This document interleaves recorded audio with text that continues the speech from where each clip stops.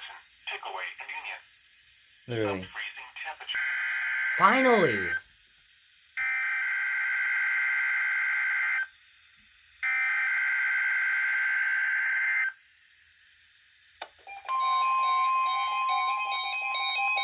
Hey, he went off.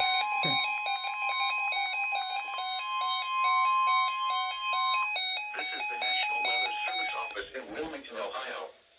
The preceding signal was a test of the weather radio station KIG, 86 Columbus, Ohio, Yay. public warning system.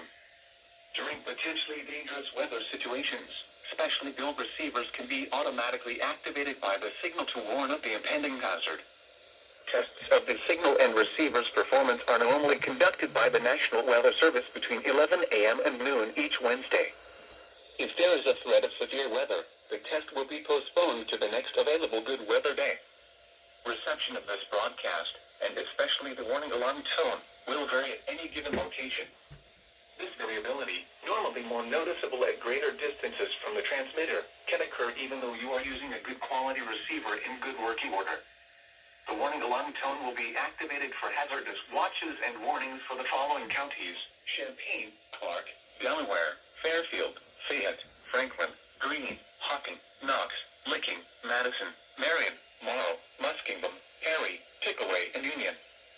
This concludes the weekly test of weather radio station KIG, 86 Columbus, Ohio.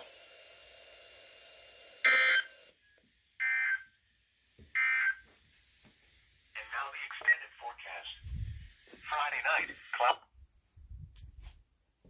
Wait a minute. Oh, wait, that's right.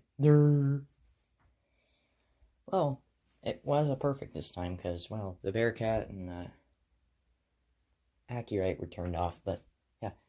So, 249 went off, the version 5 went off, the 259 went off after it failed last time, 250 went off, and the 74-210 went off.